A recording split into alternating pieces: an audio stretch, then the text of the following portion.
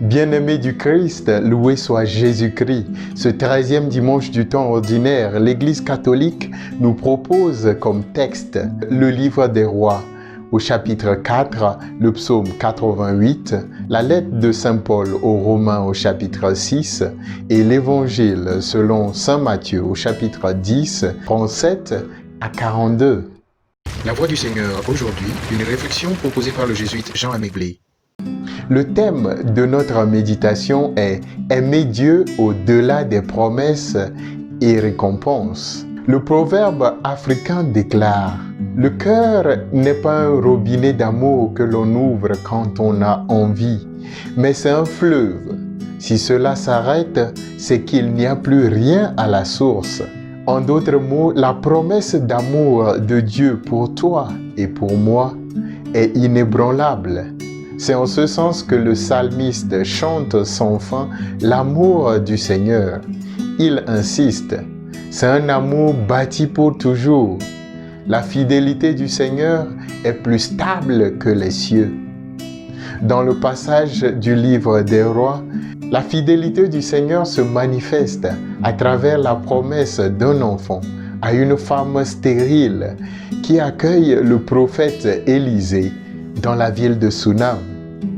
Jésus réitère dans l'Évangile que celui qui accueille un prophète en sa qualité de prophète recevra une récompense de prophète. Chers bien-aimés, est-ce à dire que les promesses du Seigneur se réalisent dans nos vies seulement quand nous recevons ses disciples ou envoyés? La relation avec Dieu, la relation avec Jésus n'est pas une relation du genre où « je fais ceci et tu me donnes cela ». Ce n'est pas une relation commerciale entre un client et un fournisseur. Le pape François déclare en ce sens « La relation à Dieu est une relation gratuite, comme la relation de Jésus avec ses disciples. Vous êtes mes amis. » La promesse de Dieu n'est pas conditionnelle.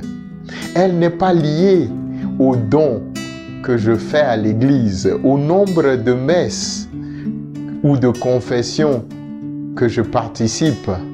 De la même manière que Dieu nous aime inconditionnellement, il attend de nous que nous l'aimions sans condition.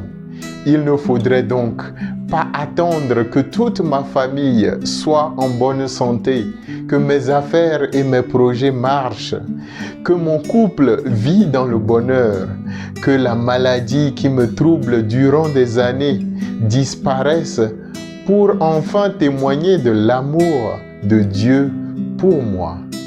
C'est en ce sens que Jésus parle de la radicalité de l'amour. Celui qui aime son frère, son père, sa sœur, sa mère plus que moi n'est pas digne de moi. Une eau calme n'a jamais fait un bon marin. C'est dans la croix, les difficultés, les soucis et les doutes de notre vie que l'on peut vraiment authentifier notre amour pour Dieu. Car bien souvent nous aimons Dieu, plutôt parce qu'il nous accorde telle ou telle chose dans notre vie, ou celle de nos parents ou de nos proches. Être digne du Christ, c'est acquérir une maturité spirituelle, aimer Dieu pour ce qu'il est et non seulement pour ce qu'il fait ou ne fait pas. Chaque fois que nous accueillons l'autre et même notre ennemi, nous avons l'occasion de rencontrer Jésus et de bénéficier de ses grâces. N'oublions pas, chers amis, que le contenu d'une cacahuète est suffisant pour que deux amis puissent le partager, nous rappelle le sage africain. Bon dimanche et bonne méditation à tous et à toutes.